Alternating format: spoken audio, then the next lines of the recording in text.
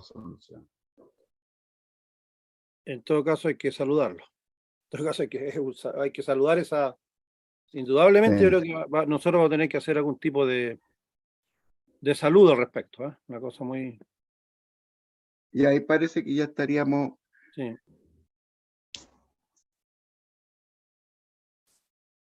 No me está avisando todavía, pero... Ya estamos en vivo, ya me parece. Sí, ya estamos... Haz la presentación, Leandro, entonces, para que empecemos. Ahí está. Sí, ahora tengo que... Ya.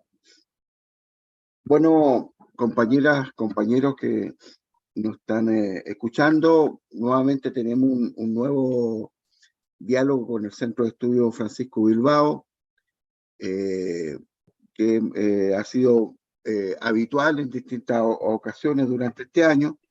Hoy día queremos abordar en una conversación franca, obviamente amistosa, porque el Centro de Estudios es pro proyecto nicaragüense, conversar sobre este 44 aniversario de la Revolución Sandinista, y en particular queremos ahondar en el tema del modelo económico que se vive en Nicaragua, y para eso lo queremos conversar con el compañero Jorge Capelán, que le agradecemos su presencia.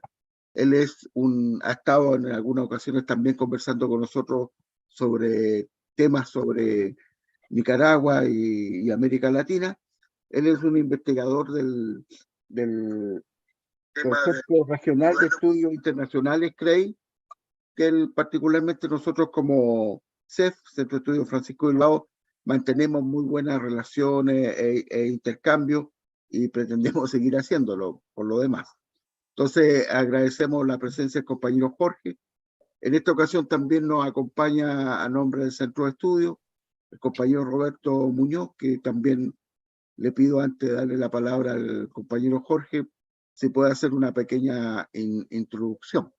La metodología va a ser la que hacemos siempre. Hay una pequeña presentación que estamos haciendo y posteriormente vamos a escuchar al compañero Jorge, unos 25 minutos, no sé, el tiempo que él estime, para luego de eso, Roberto, yo, o las inquietudes que ustedes puedan tener, los que nos están escuchando o viendo, poder entregarla por el WhatsApp o la que tiene YouTube para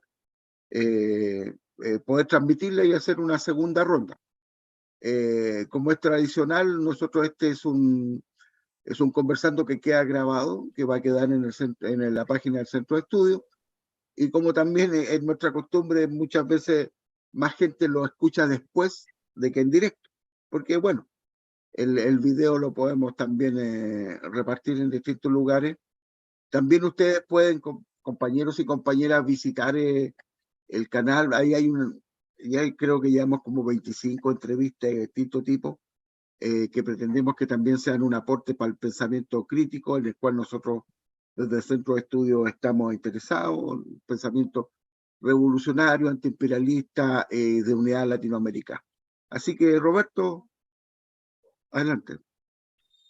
Buenas tardes, acá en Santiago de Chile. Buenas tardes también allá en Managua. Con la alegría de 44 años del triunfo de la Revolución Sandinista, que así como se ha celebrado en Managua, se ha celebrado en otras latitudes, acá en Chile, en Santiago de Chile también lo hicimos ayer, en un local de una central de trabajadores, la Central Unitaria de Trabajadores de Chile.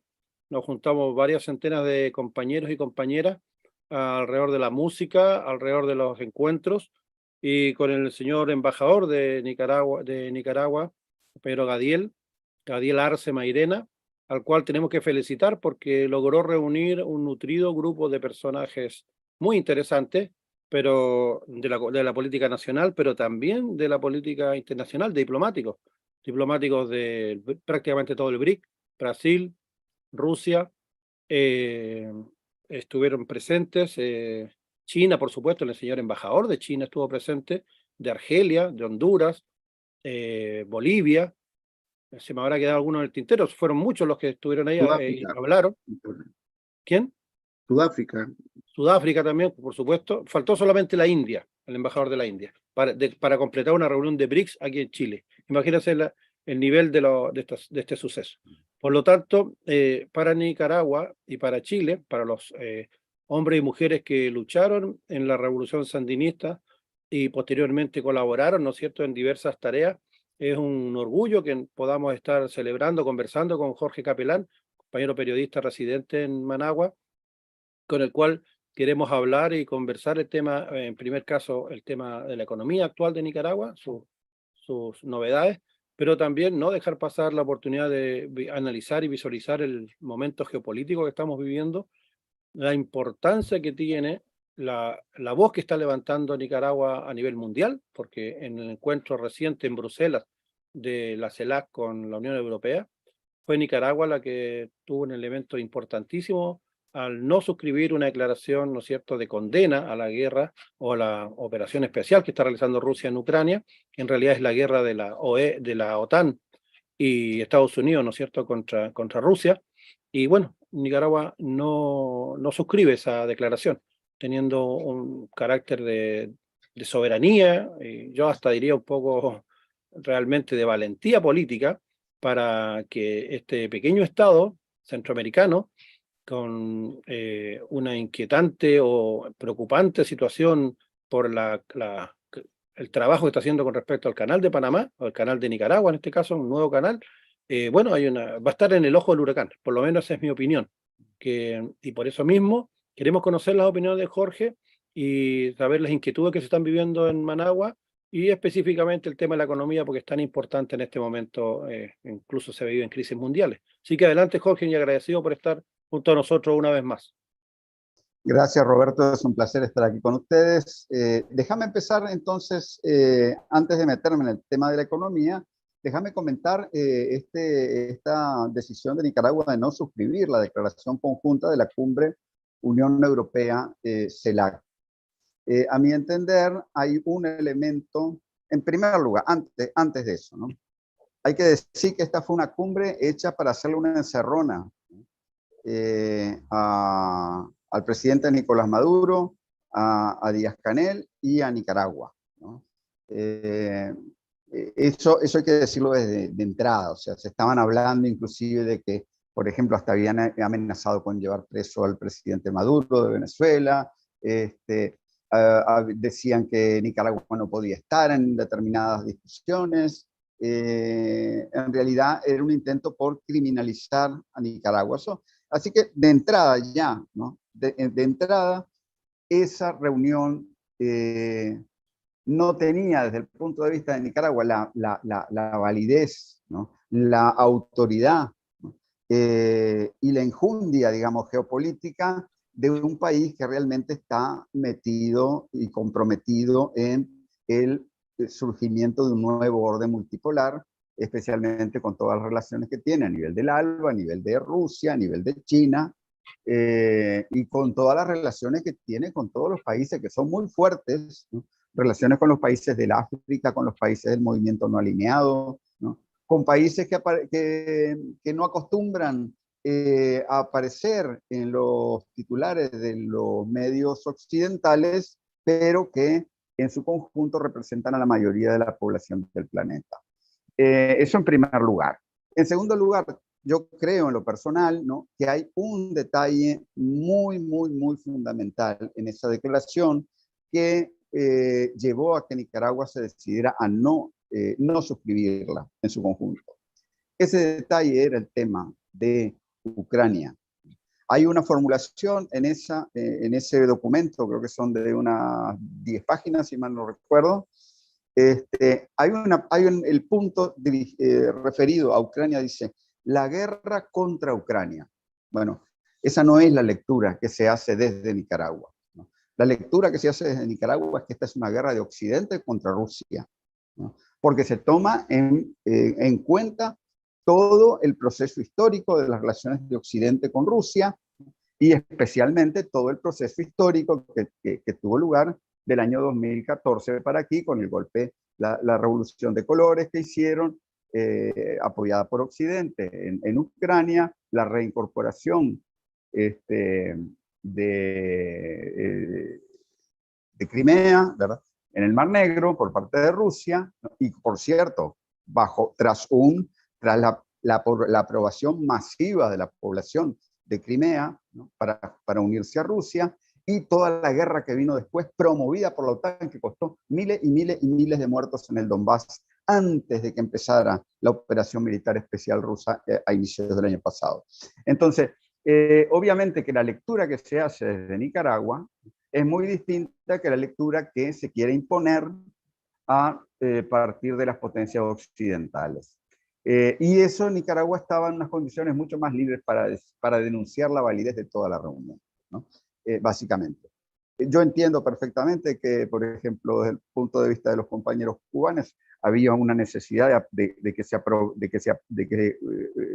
aprobara, se adoptara un punto condenando el bloqueo.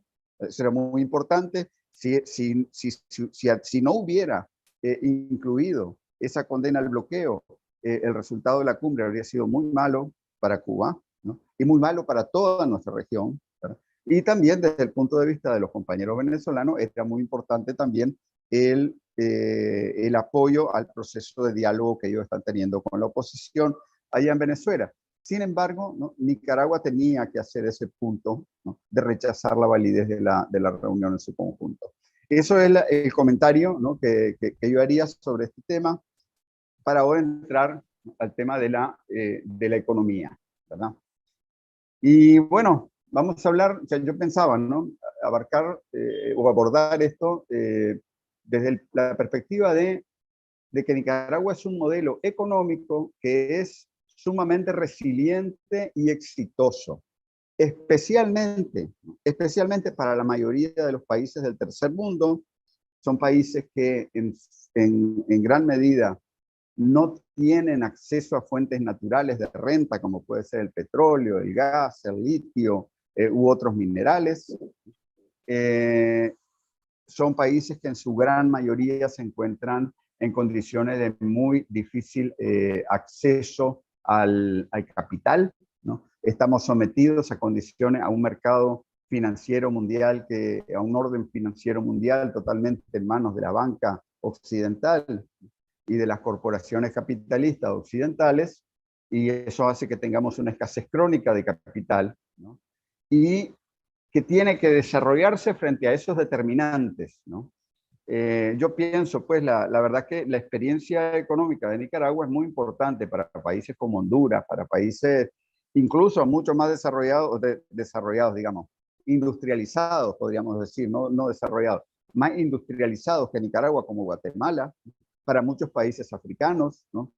Es realmente una experiencia a tomar en cuenta, porque la verdad, ¿no?, es que hasta el momento, si nosotros estábamos hablando de socialismo y de revolución aquí en América Latina, en todo el tercer mundo, pensábamos siempre, bueno, pero entonces tiene que ser en algún país que tenga alguna fuente de renta, por ejemplo, Venezuela con su petróleo, Argelia, ¿no? Por ejemplo, hoy en día Bolivia con el gas y el litio, ¿no? Porque es muy difícil romper el círculo de la dependencia sin una palanca económica. La verdad es que este proyecto de Nicaragua, ¿no?, lo que muestra es que hay una serie de experiencias que hay que tomar en cuenta. Por ejemplo, ¿no?, un elemento fundamental es la economía real, ¿no? O sea, a nosotros, por ejemplo, a veces se nos critica porque Nicaragua exporta oro. Y yo digo, sí, es uno de los principales productos de exportación, ¿no? Es importante por el precio que tiene el oro, ¿no? No por la cantidad de oro que se exporta, pero de hecho, ¿no?, Nicaragua tiene que, o sea, explotar el oro porque no tiene otra salida. Y si Nicaragua el día de mañana lograra desarrollar sus fuerzas productivas de manera que no tuviera que explotar ese oro, ¿no?, lo haría. Pero además quiero decir otra cosa. Explota ese oro, pero no en las condiciones que imponen las empresas multinacionales, por ejemplo, el Perú, ¿no? Las condiciones espantosas de tipo social y económico que les impone al Perú, ¿no? Nicaragua muestra que sí es posible establecer negociaciones importantes con las mismas multinacionales, ¿no? Pero, claro, todo depende también del contexto. Y vamos a hablar un poco también del contexto después, ¿no? Una cosa que Nicaragua enseña, ¿no?, es que el desarrollo de la economía real, eso es política económica de izquierda, ¿no? Eso es fundamental, ¿no? Desarrollar las bases productivas del país, pero no solamente eso, ¿no? Lo que es fundamental para una política económica de izquierda es que los sujetos sociales y políticos, es decir, el pueblo organizado, se convierta en sujeto económico, más allá de todo tipo de mecanismos, por ejemplo, de capitalismo de Estado, ¿no?, o de socialismo de Estado, que se puedan introducir. Los mismos sectores populares tienen que empoderarse económicamente, ¿no? Y en esto juega un papel fundamental el tema de la reforma agraria, que en nuestra región, desgraciadamente, ¿no?, ha quedado muy relegado. Por lo menos si se está planteando eso, es desde el punto de vista de los pueblos originarios que plantean el control sobre los territorios, esa es la forma que tendría la reforma agraria hoy en día, pero que en gran medida también es ignorado muchas veces por muchos de los partidos y movimientos de izquierda o populares, o nacional populares, o como se les quiera llamar, ¿no? Entonces, en Nicaragua, ¿no?, esas experiencias están muy vivas, ¿no? Mucho se habla, pues, de que en Nicaragua en los años 80 hubo una revolución que fue muy importante, fue una revolución, yo diría, incluso histórica, junto con la revolución iraní, triunfaron en el mismo año, en 1981. Por cierto, esas dos revoluciones plantearon el tema de las creencias religiosas, de la espiritualidad y la revolución, cada una a su manera, ¿verdad? Pero lo cierto es que las dos lo hicieron el mismo año. Y lo cierto es que, bueno, como todos ustedes saben, ahí hubo una guerra mal llamada de baja intensidad, promovida por los Estados Unidos, decenas de miles de muertos, unos 50.000 muertos. Nicaragua era prácticamente como decir Siria a inicios de este siglo, por culpa de la guerra promovida por Estados Unidos, sanciones, bloqueo. La verdad es que la economía se descarriló. Y en 1990 el Frente Sandinista perdió unas elecciones donde básicamente hubo un chantaje masivo a la población, ¿no? Prácticamente lo que decían los Estados Unidos es, si ustedes votan por el Frente Sandinista, la guerra va a continuar. Y una parte de la población hizo, digamos, la apreciación, ¿no?, de que era preferible perder esas elecciones y no aguantar el mismo tratamiento de guerra que habían habido durante los años 80. Lo cierto es que, a pesar de todo eso, ¿no?, cuando muchos de los cooperantes y algunos internacionalistas se fueron para sus casas después de que el Frente perdió el gobierno, el pueblo nicaragüense y el Frente Sandinista y la dirigencia sandinista tuvo que quedarse a ver cómo resolver los problemas, especialmente el comandante Daniel Ortega, que fue el que asumió el liderazgo en aquellos momentos tan complejos de la historia de Nicaragua. Y les voy a decir una cosa, ¿no? A pesar de todos los 16 años del neoliberalismo entre 1990 y 2006, 80% de la tierra hoy en día está en parcelas de menos de 350 manzanas de tierra, es decir, en manos de pequeños y medianos productores. Durante el somocismo, los terratenientes que tenían más de 350 manzanas controlaban la mayor parte del área agrícola y los campesinos no tenían tierra.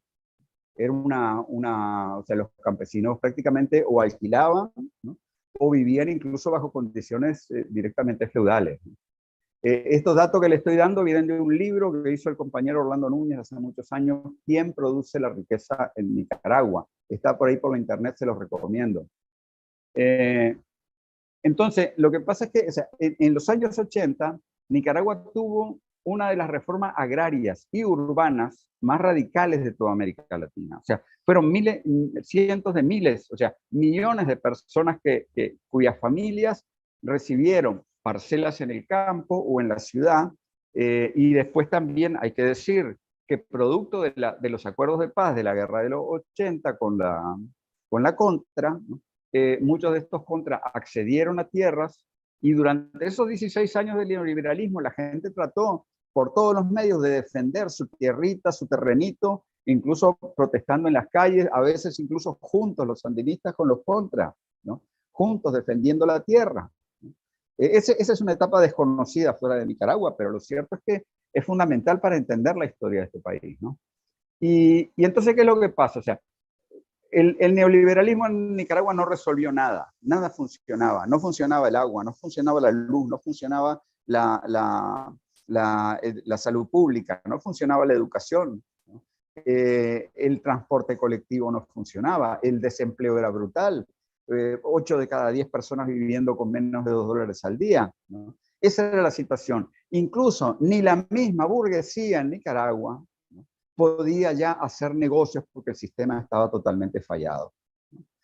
En ese entonces, digamos 2000 por ahí, el comandante Daniel Ortega lanza, ¿no? Empieza a lanzar planteamientos. No, aquí Nicaragua entera tiene que salir de la pobreza. Hay que priorizar que los sectores populares salgan de la pobreza, pero el país en su conjunto tiene que salir de la pobreza.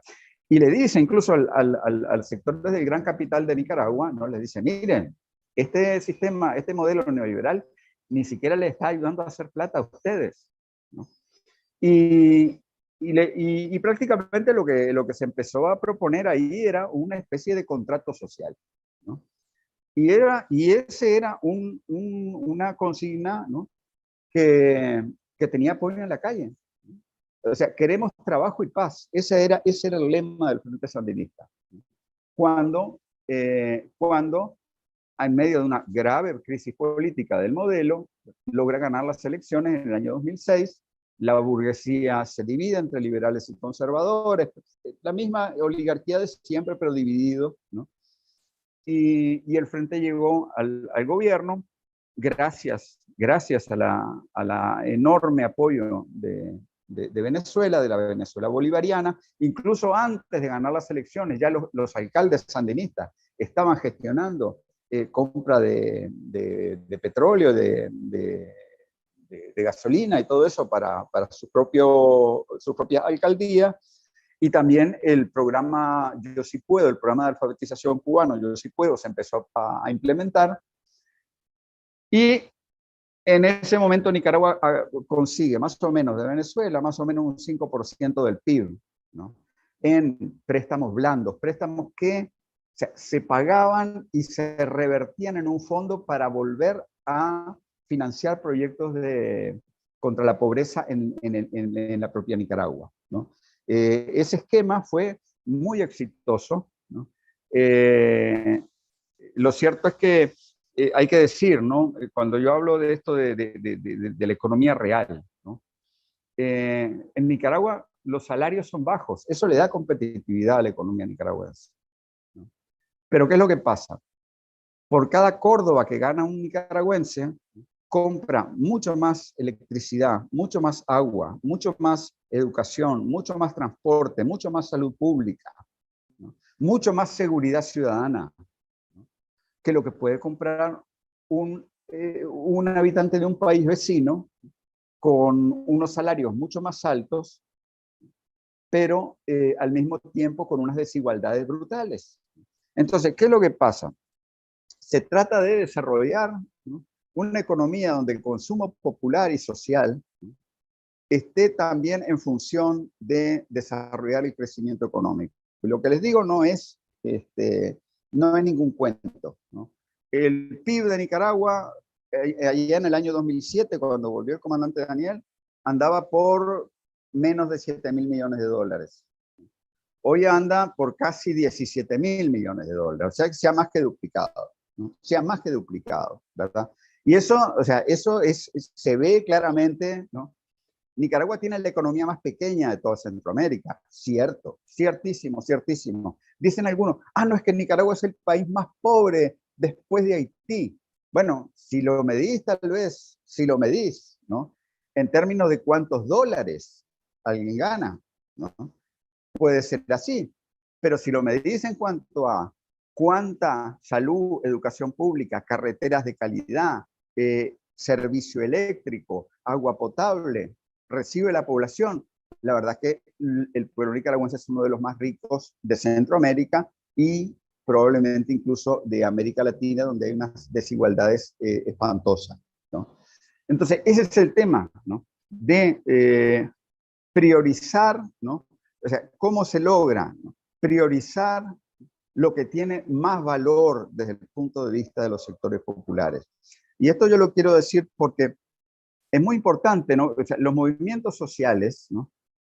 Tienen que entender también que tienen que tener una visión un poco más amplia de cuál es, o sea, cuáles son las expectativas de la población en su conjunto, ¿no? Y no solamente la de los movimientos políticamente organizados. Eso es lo que permite que después se puedan llevar adelante políticas, ¿no? Que realmente logren cambiar la correlación de fuerza a favor de los sectores populares. Entonces, entre el periodo, ¿no? 2007-2018, ¿verdad? Que hubo ese acuerdo con la burguesía, que básicamente, en el fondo, lo que la burguesía se comprometió a hacer, pero no lo hizo, ¿cierto? Era pagar impuestos, ¿no? Pero, ¿no? Lo más importante que sí hizo fue invertir en el país, ¿no? O sea, quedarse a trabajar en el país. Una parte de la burguesía, es cierto, tenía intereses en los paraísos fiscales y todo eso, ¿no? Pero había otra parte de la población, de la burguesía, que aunque no le gustaran los sandinistas, tenía que reconocer que había más actividad económica y que toda una serie de actividades de tipo comercial, etcétera, les estaban beneficiando a ellos. Entonces, bueno, ellos decidieron participar en ese esfuerzo. De entre 2007 y 2018, la economía de Nicaragua creció a uno de los ritmos más altos de América Latina, ¿no? Estaba creciendo a 3, 3,5, 4, 4,5, 5% al año, ¿verdad? Durante 10 años. Eso le cambió la cara al país en muchos sentidos, pero al mismo tiempo eso no fue solo lo único que ocurrió. ¿Qué fue lo que se hizo durante todo ese periodo? Empezar a darle títulos de propiedad a la gente, ¿no? Toda esa enorme parte de la población que no tenía, o sea, tenía la tierrita, tenía el terreno, ¿no? Pero no tenía el título de propiedad y por lo tanto no tenía seguridad jurídica, ¿verdad? Empezó a recibir su título de propiedad y todavía ese es un proceso que todavía sigue. O sea, hoy en día la mayoría de la población está beneficiada por ese título de propiedad. Y ese fue uno de los elementos que, con apoyo del Estado y todo eso, desarrolla la economía asociativa, familiar, comunitaria y cooperativa. Eso es lo que ha hecho que los sectores populares se hayan hecho sujetos económicos, ¿no? Entonces, ¿qué es lo que pasa? Llegamos al caso del año 2018, cuando la oligarquía se decide, ¿no? Por órdenes de los Estados Unidos, se decide romper con ese pacto, con esa alianza que tenía con el gobierno del Frente Sandinista, ¿no? Y se suman al golpe promovido por la CIA, por los sectores, ya sabemos, pues, imperiales, por las ONG europeas, etcétera, etcétera. Y lo más interesante, ¿no? Es que esa misma burguesía, durante el año del golpe, lanzó por lo menos unas 4 o 5 lockouts patronales, huelgas patronales. Hasta los mismos bancos privados, ¿verdad? Los mismos bancos invitando a la gente a las manifestaciones de la oposición. Y lo más increíble del caso es que ellos no pudieron destruir la economía del país. Ellos no pudieron destruir la economía del país. Y además, y después, más bien, cuando el país empezó a recuperar, ellos al fin y al cabo, con el rabo entre las patas, ¿verdad? Volvieron en mayor o menor medida a invertir en sus negocios, porque realmente se convirtieron en una oligarquía que ya no dominaba las alturas estratégicas del poder económico, ¿no? Aquí ha habido, por ejemplo, la transformación. Si vamos a hablar de prioridades, ¿no? El campo es un elemento central en Nicaragua, ¿no? Y por ejemplo, Entre 2007 y 2022 se han repartido 625.000 títulos de propiedad. Y eso es más o menos, si contamos a 5 personas por familia, ¿no? Estamos llegando a más de 3 millones de personas, ¿verdad? Que de alguna manera son beneficiadas por este tipo de títulos, ¿no? Los pequeños y medianos productores, que son miles y miles y miles, representan el 80% de lo que cosecha en la tierra de Nicaragua.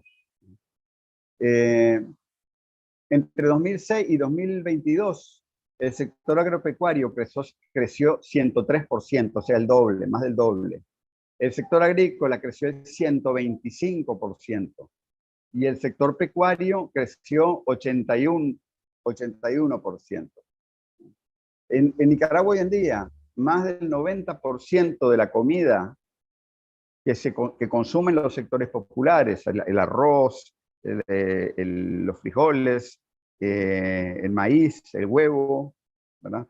Todo eso viene es producido dentro de Nicaragua, no es importado.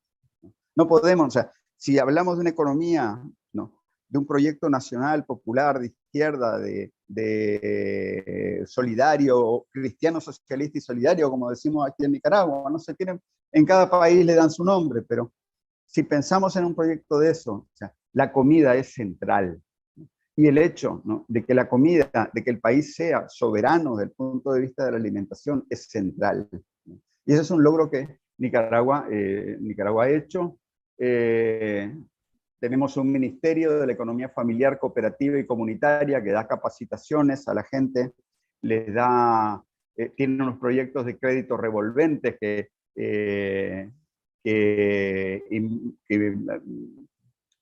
favorecen a grandes sectores de la población.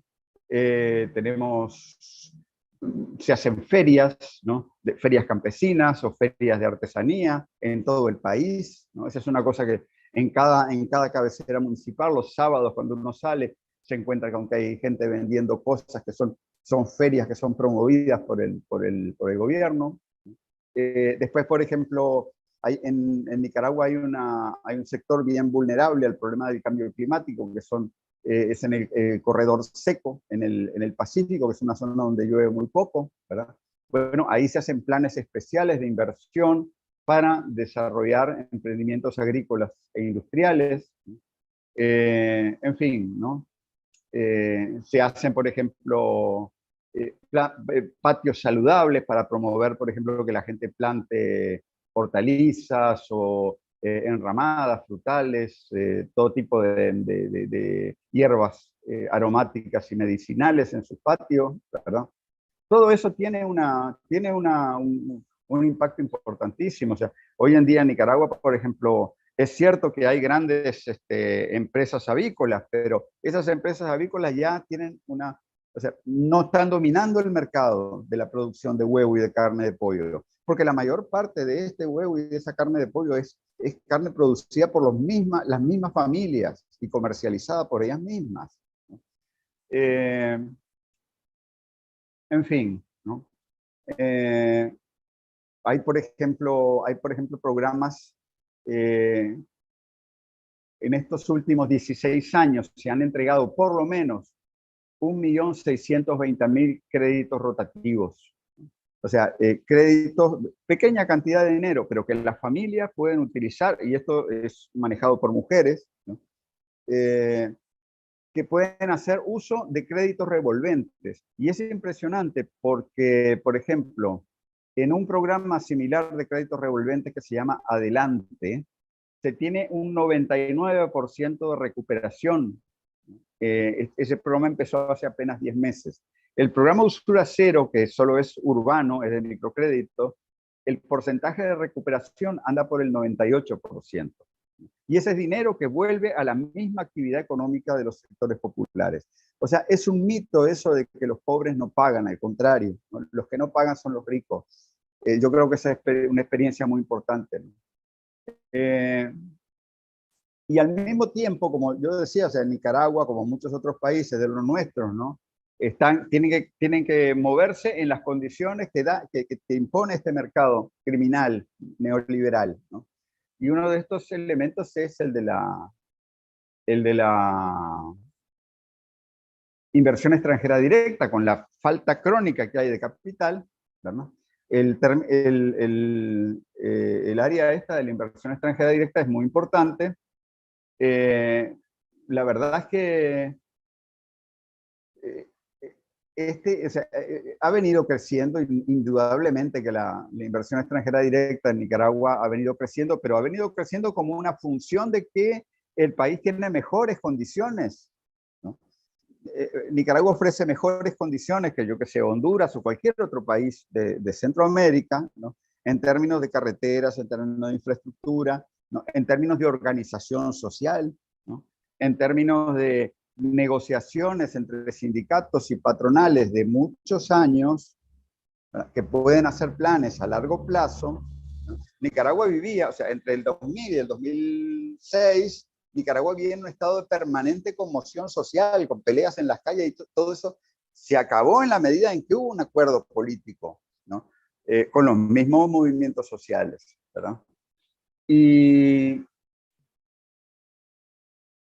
Y además, otro elemento también que es muy importante para la economía de Nicaragua y para las economías de muchos de nuestros países, es el tema de las remesas, o sea, la gente que está viviendo en el exterior y que manda dinero a su familia. Ese es un elemento muy importante. No sé ahorita cómo andarán, pero creo que andan por los 1.800 millones de dólares o algo así.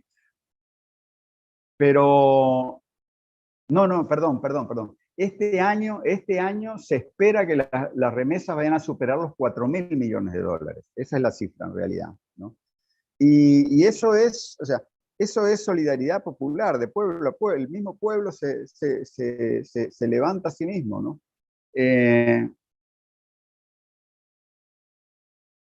Entonces, como les decía, bueno, claro que ustedes tienen muchas expectativas sobre el tema de China, nosotros también. Les quiero informar que las relaciones con China se restablecieron en diciembre de 2021. El 1 de mayo de 2023 entró en vigencia el acuerdo de cosecha temprana con Chile, que es con China, que es una especie de preacuerdo antes de firmar un acuerdo comercial comprensivo, ¿no? Ese acuerdo de cosecha temprana, que ya está funcionando, implica que Nicaragua puede exportar libre de aranceles, carne de res, marisco, arneses, o sea, toda la parte eléctrica de los carros que se producen aquí en la zona franca, y ropa, entre otros productos. China, a su vez, puede exportar a Nicaragua, libre de aranceles, productos como insecticidas, fungicidas, herbicidas, plásticos y materias primas para textiles y juguetes, además de algunos artículos alimenticios como bollería, ese tipo de cosas. En 2022, sin el acuerdo de cosecha temprana, el comercio bilateral totalizó 759 millones de dólares con China. Y las importaciones de China desde Nicaragua crecieron un 43.7% interanual.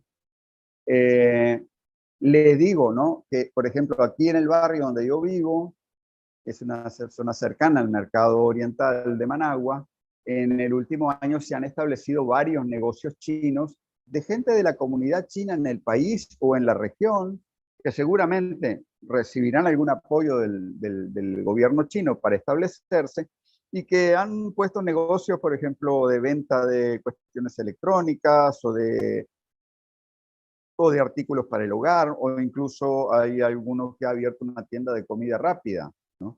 Y eso va a agarrar mucha más fuerza, sobre todo tomando en cuenta que el Ministerio de Comercio de China anunció, creo que fue la semana pasada, que el acuerdo comercial entre China y Nicaragua estará listo antes de fin de este mes. Han trabajado, la Comisión Mixta Chino-Nicaragüense ha trabajado de manera intensiva durante todo este último año, y tienen listo, van a tener ya está prácticamente listo el Tratado de Libre Comercio.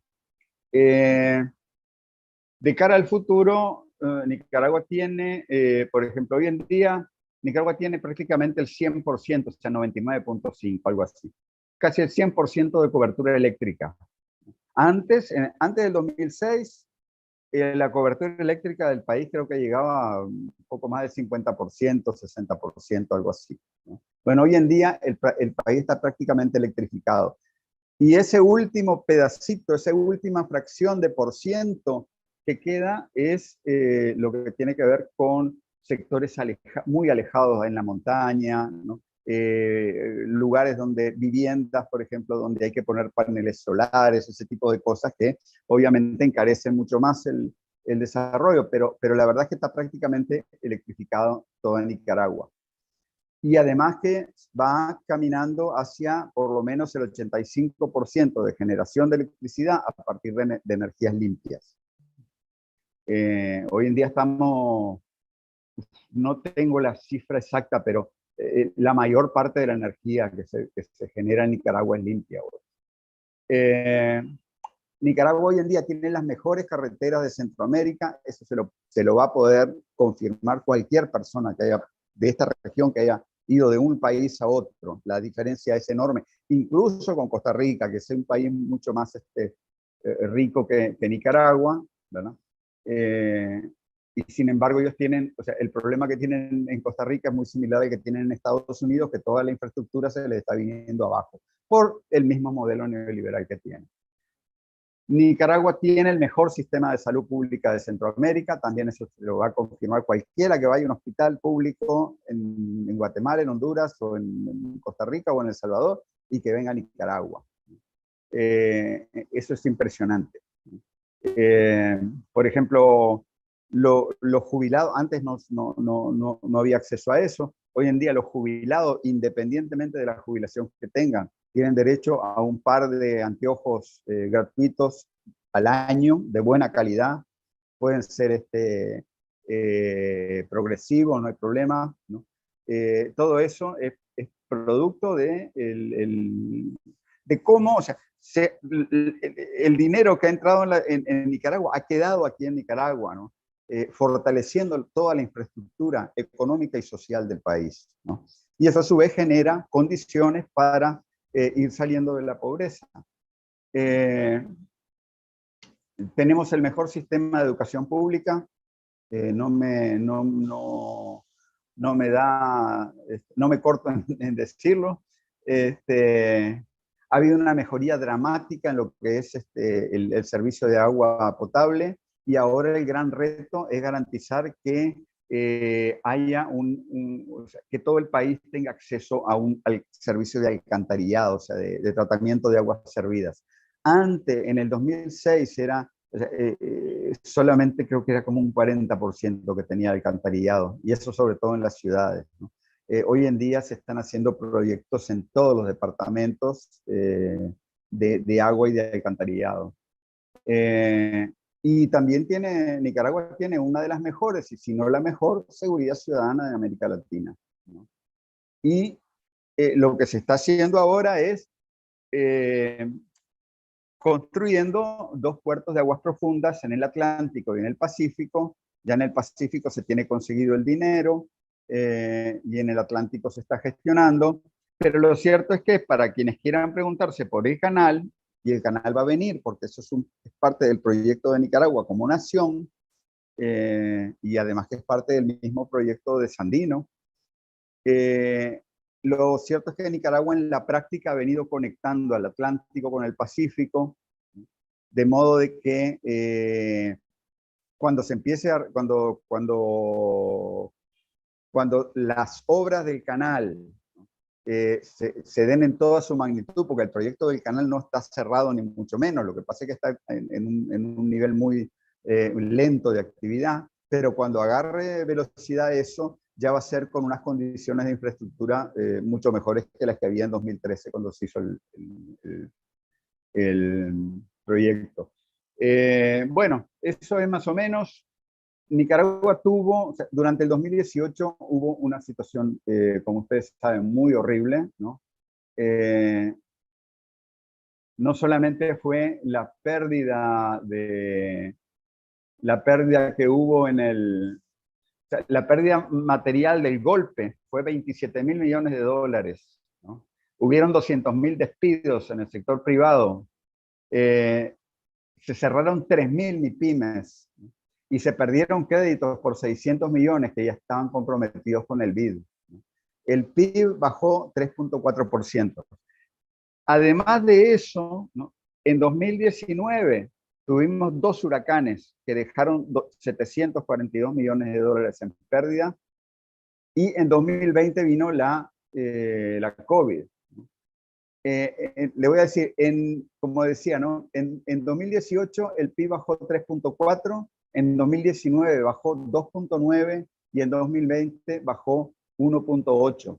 Pero hay que decir una cosa, Nicaragua fue de los pocos países de América Latina que no cerraron su economía. Si lo hubiera hecho, hubiera sido una catástrofe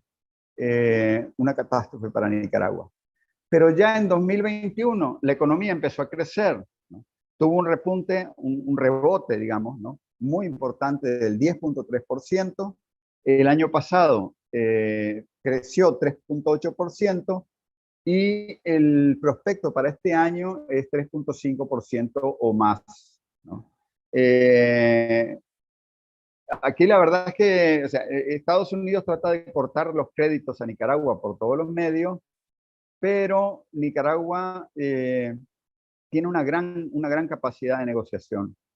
Cuando un gobierno tiene niveles de ejecución presupuestaria del 97, 98 o más por ciento, entonces tiene mejores condiciones para gestionar créditos en el exterior, ¿no?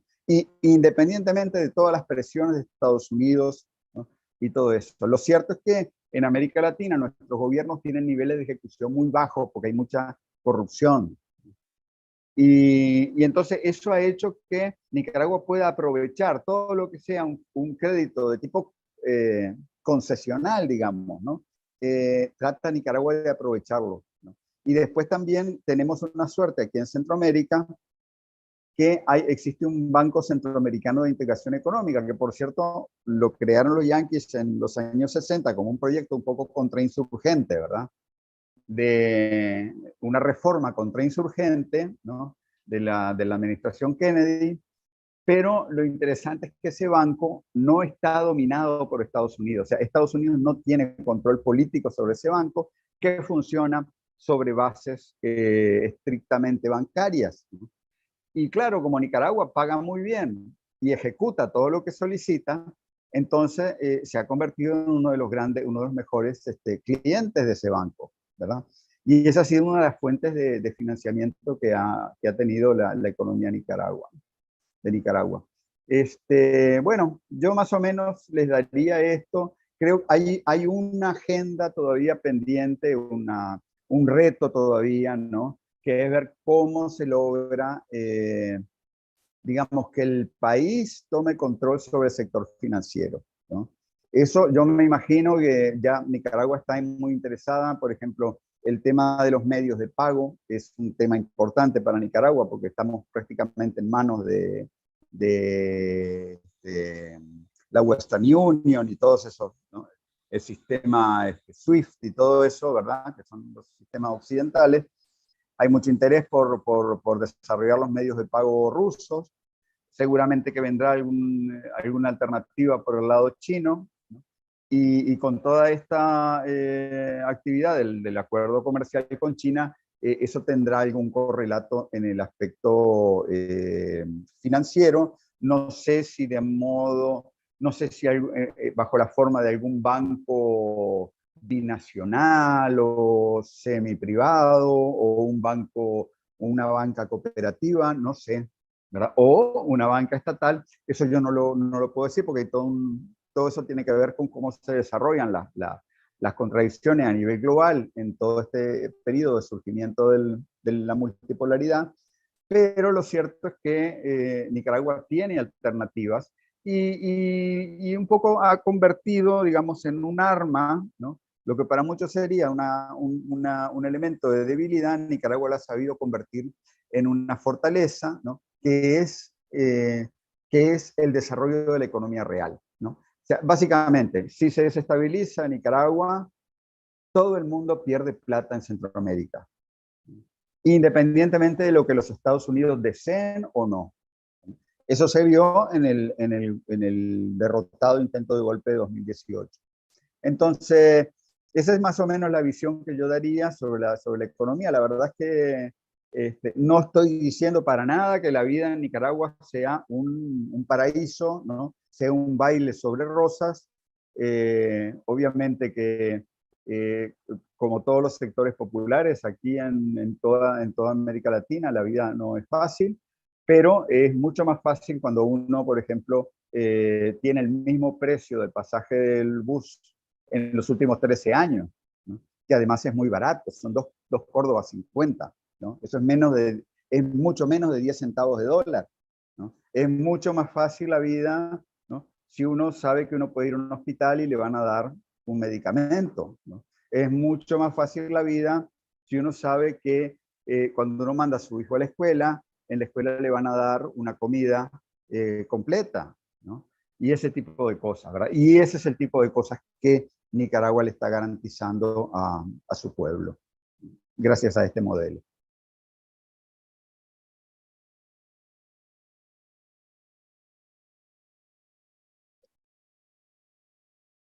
Bueno, gracias, compañero Jorge.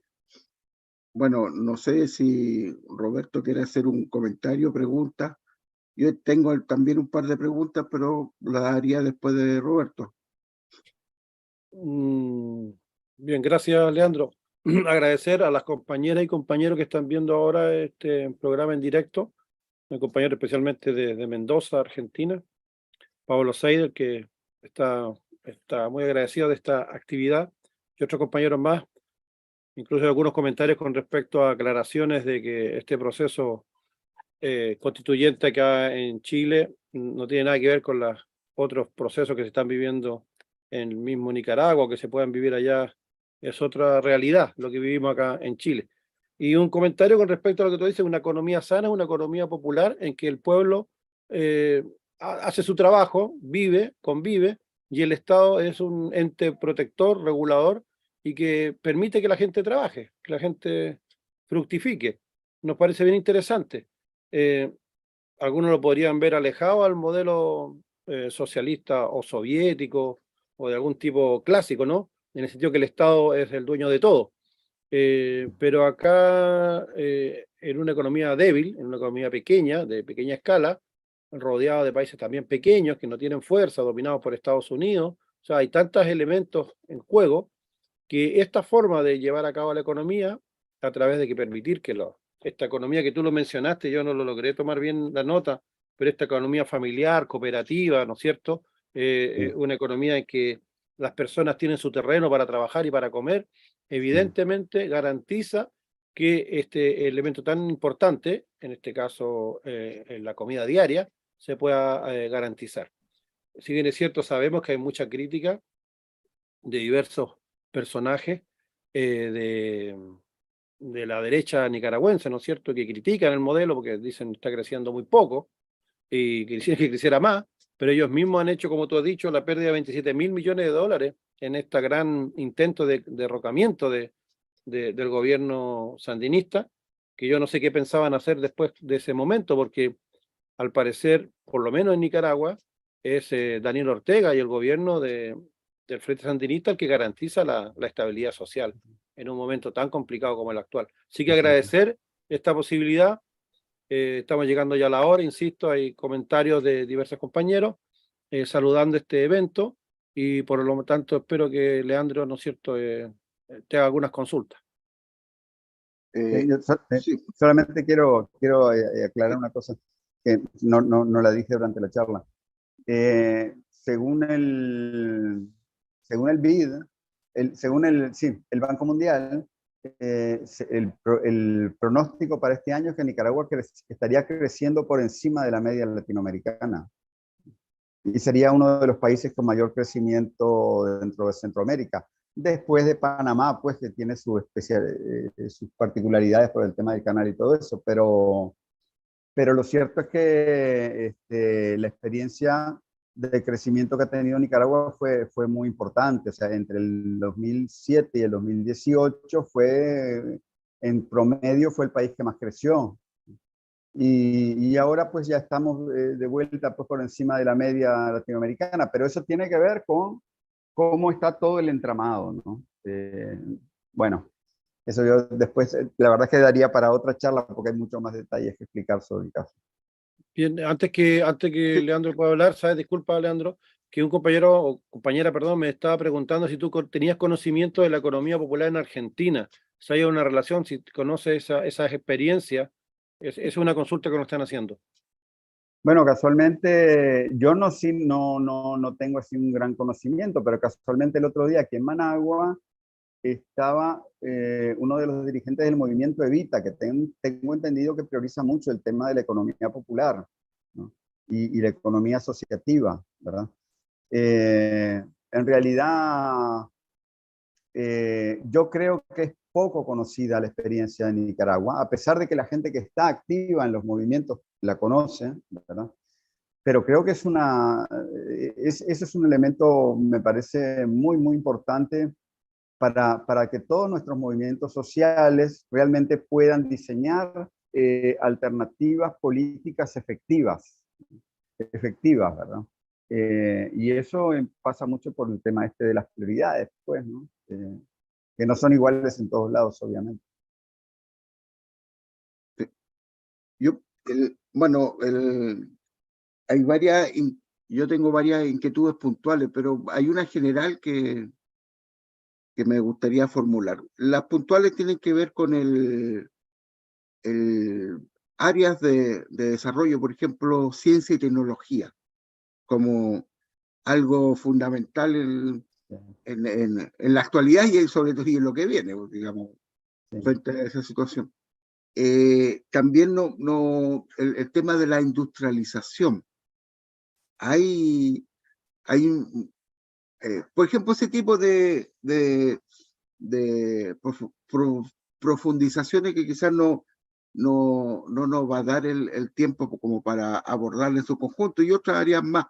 Lo que, por lo menos para mí, queda claro que en una América Latina como la que conocemos, es que exista soberanía alimenticia, ¿cierto? Que el 90% de la producción de lo que comen los nicaragüenses se produzca en el país, es un tremendo ejemplo y avance. Acá en Chile es conocido el dicho, los porotos son chilenos, pero bueno, hoy día los porotos no son chilenos porque se traen desde afuera, no somos ni capaces de... Y frente a un mundo que viene con las características que tenemos. Entonces, ese solo hecho ya habla de un modelo en la actualidad exitoso, sobre todo en el tema de la economía familiar, digamos, de las cooperativas. Diciendo eso, hay una pregunta política, ideológica de fondo que a lo mejor da para discutirla. El proyecto nicaragüense, ¿cierto? En el futuro, digamos, estamos en una etapa, es un proyecto que se podría definir de superación del capitalismo, de superación de un elemento central que tiene que ver con la propiedad privada, por ejemplo, porque eso está en el horizonte de los que dirigen Nicaragua, del proyecto del Frente Sandinista, superar el capitalismo. Eso no me queda tan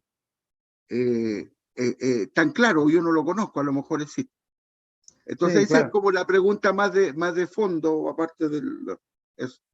Bueno, en primer lugar hay que leer el manifiesto de San Albino, de General Sandino. El General Sandino era, podríamos decir, anarcosindicalista, pero con un buen conocimiento, bastante buen conocimiento del marxismo, ¿no?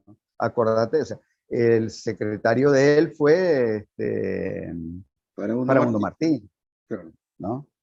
Entonces, y él estaba al tanto de todas las discusiones que había, ¿no? Y si uno lee el manifiesto de San Albino, el carácter es antiimperialista y anticapitalista. Eso está claro. Ahora, el problema es cuál es la unidad de análisis, ¿no? Y lo que pasa es que en realidad, si la unidad de análisis va a ser el Estado-Nación que surgió de la Paz de Westfalia en el año 1600 y tanto, ¿verdad? Entonces estamos en un paradigma de concepción de la transformación social que viene en realidad del siglo XIX, ¿no? Y de parte temprana del siglo XX. Hoy en día, eso estamos clarísimos, hoy en día que ningún país, como dice Borrell, pues la Unión Europea es un jardincito francés acechado por la jungla, ¿no? Y nos va a comer a nosotros. Lo que está haciendo el señor Borrell es prácticamente es dar, digamos, ejemplificar esta visión burguesa de la transformación social, ¿no? De convertir un paisito en un jardincito francés o nicaragüense o ¿no? salvadoreño, no importa, ¿verdad? En un jardincito particular. No, en realidad el horizonte nuestro hoy en día en todo el planeta tiene que ser un horizonte civilizatorio, un horizonte de largos periodos históricos, un horizonte de identidad, ¿no?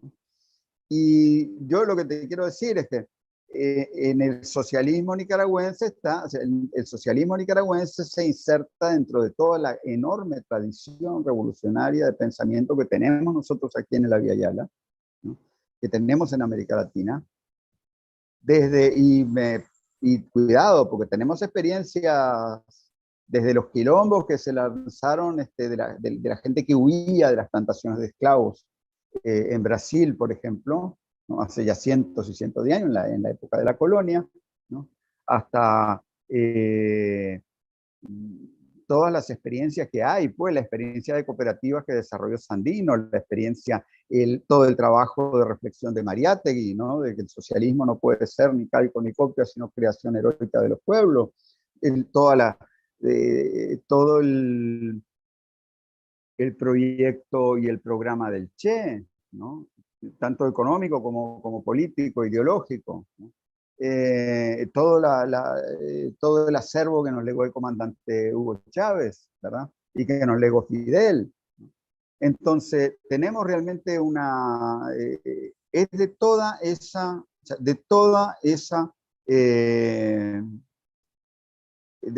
todos esos acervos es que va a surgir el socialismo nuestro americano, el socialismo de la Vía Yala, ¿no? No hay ninguna, o sea, no podemos nosotros tener una visión, incluso, o sea, por ejemplo, en Nicaragua es muy importante el tema de la unidad centroamericana, independientemente de que, o sea, en Nicaragua es muy importante el nacionalismo, claro, porque además el nacionalismo nicaragüense no es como otros nacionalismos latinoamericanos, ¿no? Por ejemplo, te voy a poner un ejemplo, el socialismo colombiano, que es un socialismo heredero, ¿no? Heredero del virreinato de Nueva Granada, ¿verdad?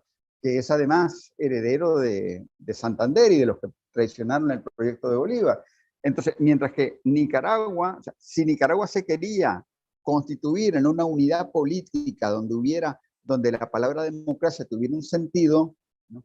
Entonces eso inmediatamente era una gran amenaza para el dominio colonial e imperial. Digo colonial porque estaba también en esa época Gran Bretaña, estuvo muy metida, ingiriendo en Nicaragua desde el inicio del siglo XIX, después vinieron los Estados Unidos que intervinieron todo el tiempo. El hecho es que Nicaragua es el país más grande, menos densamente poblado de Centroamérica, está en la mitad.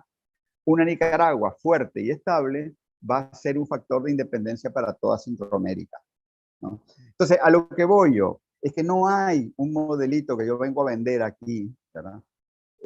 Como se tendía a hacer en el pasado, yo que sé, la Revolución Verde de Gaddafi, que por cierto en muchos aspectos fue muy exitosa, ¿verdad? O la Revolución Cubana, o la Revolución Bolivariana. No, nosotros tenemos que crear, o sea, nuestro futuro tiene que ser geopolítico. si queremos hablar de socialismo, tenemos que crear esa entidad geopolítica, civilizatoria, ¿no? Y continental, ¿me entendés?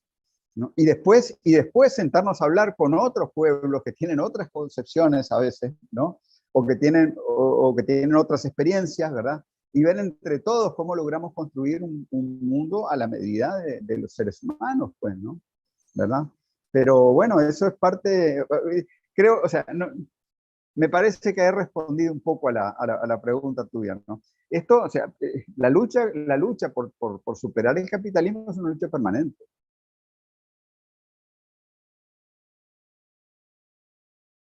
Roberto.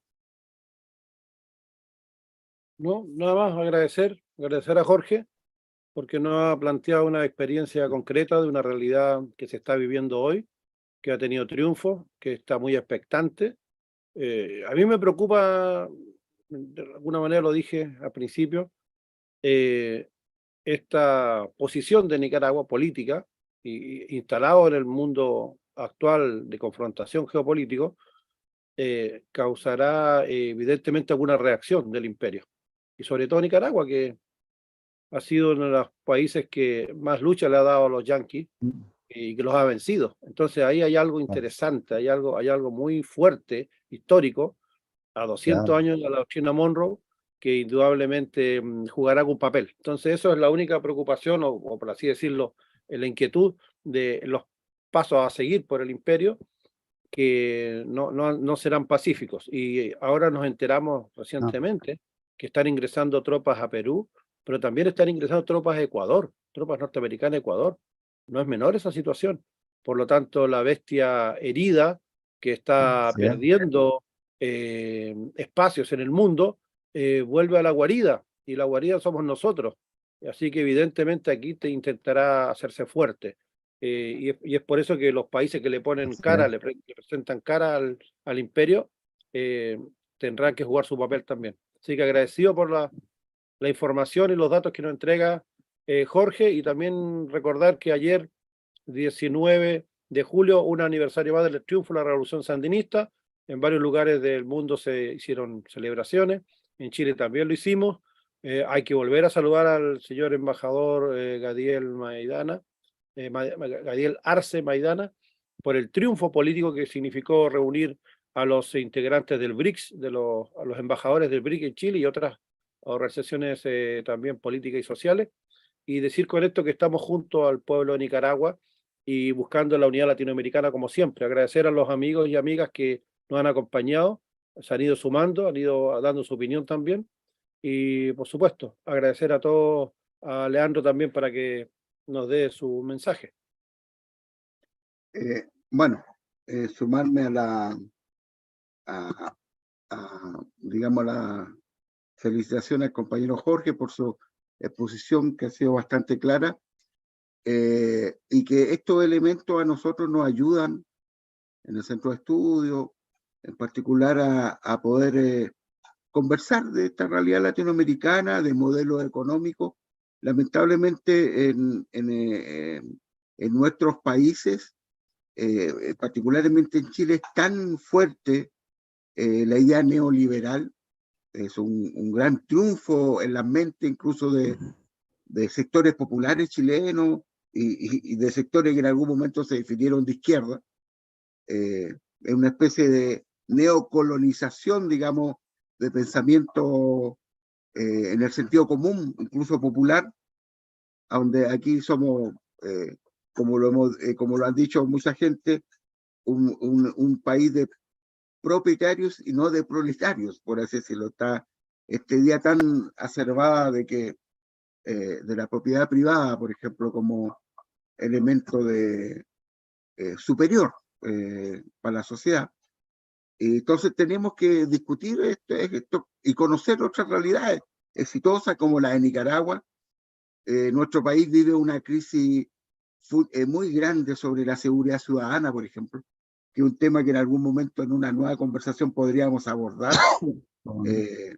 Acá andamos todos asustados, y que lo aprovecha muy, el miedo en la seguridad, lo aprovecha muy bien la derecha, los sectores más reaccionarios, porque claro, proponen lo mismo que ellos formaron, después lo aprovechan para proponer su alternativa política totalmente retrógrada y antihumana. Y Nicaragua es una respuesta, al igual que pensamos Cuba, desde otro tipo de sociedades, de que se puede vivir tranquilo, que se puede vivir con otro sistema de seguridad, no tener miedo a salir a la calle. Es mucho más, desde nuestra visión, es mucho más seguro vivir en Nicaragua o en Cuba que vivir en el propio Estados Unidos, digamos.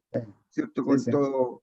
Entonces hay distintas dimensiones que tenemos que conversar como elemento de que no, pues es posible otro modelo, otras situaciones que se están viviendo en aquí en los proyectos latinoamericanos. Así que, bueno, esta idea de la soberanía alimenticia es fantástica, que tenemos que nosotros comprometernos a difundirla. Así que muy agradecido, compañero Jorge, y esperemos seguir conversando como siempre. ¿Cómo no? Yo estoy muy agradecido a ustedes por todo el trabajo solidario que hacen y por todo el trabajo de reflexión que hacen también. Ya, bueno, nos estaríamos viendo en la próxima a difundir esta conversación en nuestros videos y seguimos en contacto. Agradecemos a todos los compañeros y compañeras que nos escuchan y también a los que nos van a escuchar con el video en los próximos días. Entonces, gracias. Chao, que estén bien.